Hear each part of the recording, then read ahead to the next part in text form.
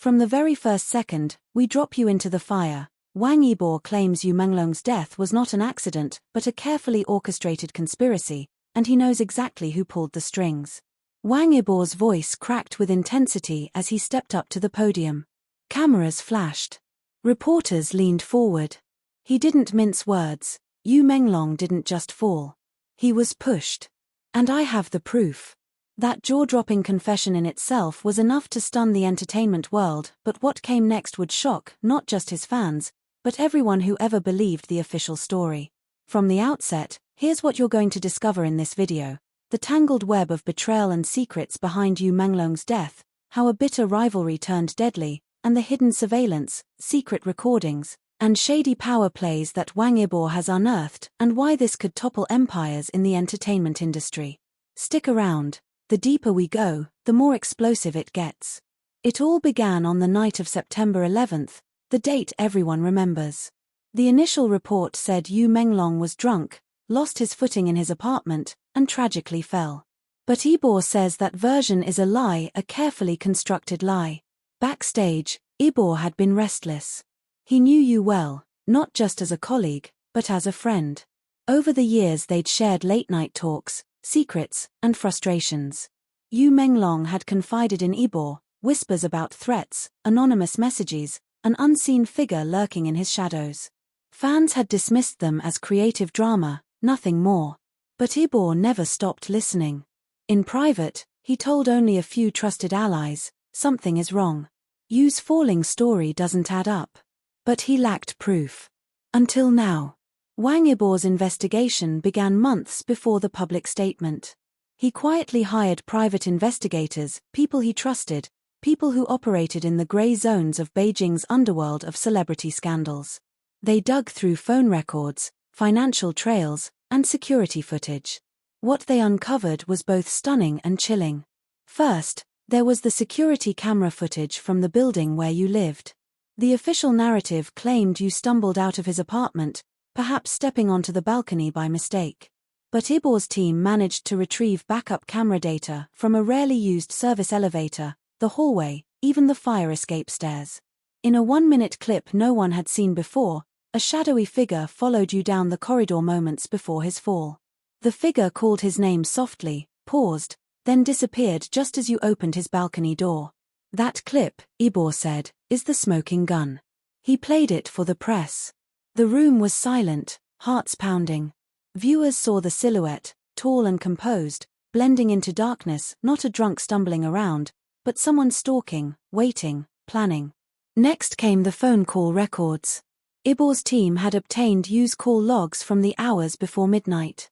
At 11:15 p.m., there was a call not to a friend, not to a lover, but to an unknown number. It lasted for exactly 2 minutes and 27 seconds. Then, 10 minutes later, a second call, just 60 seconds long. The number was traced to a burner SIM card purchased mere days before Yu's death. Yibo confronted the telecom company, through legal and, some say, extra-legal means, and identified who had bought that SIM card, someone with direct ties to a powerful entertainment executive, someone who had publicly clashed with Yu over roles, endorsements, and public influence. When confronted, that executive denied everything. But Yibo pressed on. Then came financial records. Yu Menglong's bank statements were unusually clean, except for 2 large cash withdrawals in the weeks leading up to his death. One was for 200,000 renminbi, the other 350,000 renminbi. According to Yibo, that money was a buyout hush money to someone who had dirt on him. Or worse, blackmail payment. Yibo's team traced that money to a shell company, registered under the name of a C. Lee. Publicly, this company was innocuous, an arts consultation firm. Privately, though, Yibo's investigators discovered it was a front for whispered threats, shadowy payoffs, and a secret network of enforcers who used financial muscle to keep dangerous secrets buried. But the bombshell really dropped when Yibo revealed a hidden voice recording. Reportedly, Yu Menglong, alarmed by ongoing threats, had confided in a close friend about his fears. He recorded one conversation on his phone with a man he didn't name directly, but described in exacting detail: powerful, cold, charming, dangerous.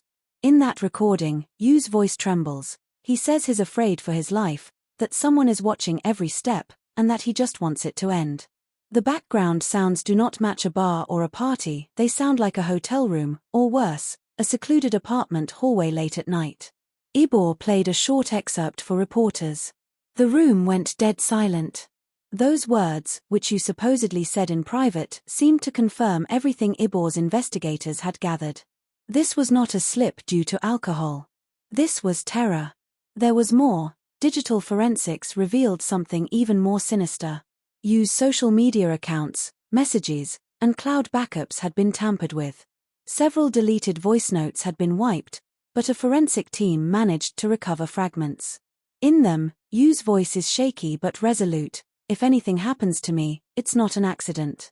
He mentions a fall from grace, an inside job, and names a corridor inside his apartment building, the North Stairwell. Yibo publicly disclosed the name of the forensics lab that did the recovery. He said they were professionals, not conspiracy mongers. The lab confirmed to several reporters that the data was genuine, untampered with, and previously unreported to authorities.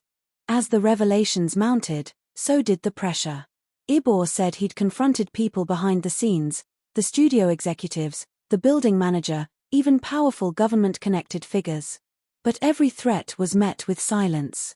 Or worse, warnings. Yibo described a chilling scene where he was approached in a darkened parking garage, his car windows tinted. A man stepped out, spoke softly but sharply, "Stop digging. Be careful. You don't know what forces you're playing with." Yibo didn't flinch. He recorded the encounter. He told the press about it. That moment made his resolve only stronger. Simultaneously, Yibo revealed a hidden alliance. Yu's closest friends and colleagues had been terrified but silent until now. Several names in the industry came forward after Yibo's press conference. Actors, producers, even assistants who had seen unmarked envelopes, strange phone calls, and vanishing contracts. One producer, who asked to remain anonymous, emailed Yibo, "I paid hush money to someone on his behalf." He was scared. He thought it would stop, but he was wrong. Another, a young actor, said, "You called me 2 nights before." He said he couldn't sleep. He felt watched. Their testimonies began flooding in, validating Yibo's claims. Then came the public records check. Yibo's team obtained permit documents and maintenance logs for Yu's apartment building. They discovered that certain security cameras had mysteriously gone offline on the night of September 11th, cameras that were supposedly functional every other night. The building manager claimed technical malfunction. Yibo's investigators weren't buying it. According to them, that was the night someone needed the cameras turned off. Even more damning, a fire escape ladder door's log showed recent repairs that were undocumented in public filings, but visible in internal maintenance memos. The ladder door, Yibo alleges, was used. Someone used it late that night. As the evidence mounted, Yibo made his demands loud and clear. He called for a full, independent, international inquiry, away from local influence. He urged fans, media, and the public to pressure authorities. He demanded that shell companies linked to blackmail be dismantled, that executives be subpoenaed, and that the security guards, building staff, and maintenance workers be interrogated under oath. He didn't stop at words. Yibo launched a crowdfunding campaign to pay for the legal team and forensic experts. Within 24 hours, millions of yuan poured in. Fans around the world donated. His call to action wasn't empty theater, it rallied a movement. Meanwhile, social media exploded. #Justice for Yu Menglong trended on Weibo, TikTok, and international platforms. Supporters posted poems, photos, even music playlists inspired by Yu. Fan artists recreated the security footage silhouette. The industry couldn't ignore it anymore. Some defenders of the official story pushed back fiercely. They claimed Yibo was chasing attention, stirring trouble. Others accused him of slander. But Yibo was ready. He publicly released partially redacted versions of the tape, photos, and transcripts enough to prove he wasn't making this up, but not so much he'd compromise investigations. Then came a spine-chilling moment. Yibo revealed that he had been contacted by someone, an insider, offering to sell the truth. The price?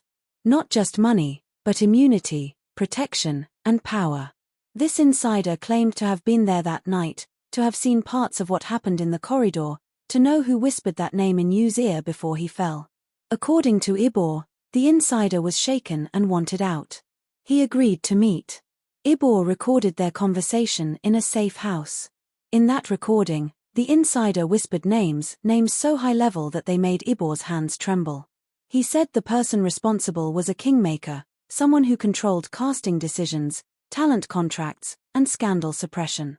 The insider's voice broke as he said, "He thought he could control you, but you had something more powerful, the truth." Yibo played that snippet, too, just enough to spark outrage, but not enough to put the whistleblower in danger. Public reaction was electric. Some fans wept, others screamed in rage. Media outlets began reopening their investigations. Even official law enforcement could no longer hide behind the accident narrative. Under pressure, they agreed to re-examine the case. Yibo didn't rest. He held nightly live streams for fans, updating them on new findings. Each session ended with a rallying cry, "We do this for you. We bring his voice back. We make sure he's heard." But Yibo's journey wasn't without danger. He described a near-fatal car crash. His driver swerved wildly when another car rammed into them late at night. When the dust settled, there was no note, no claim of responsibility, just a warning, he said. He also revealed that several of his own team had received threats. One investigator quit, claiming "You don't want to see what's behind the curtain." Another had their apartment broken into. Nothing was stolen, but the message was clear: back off. Yet, Yibo pressed on, doubling down.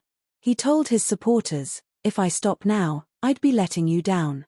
If you stop now, you'd be letting him down. And you, in the audience, if you step away now, what does that say about the power of truth?" Halfway through Yibo's public crusade, a secret meeting took place. He invited several of Yu's friends, actors, assistants, family members, to a discreet location. In that room, Yibo unveiled a massive digital presentation, the timeline of calls, the file maps, the recordings, the security footage. As he walked through it, people gasped. Some cried. One person in the back trembled. He played the security silhouette again. He replayed the voice recording.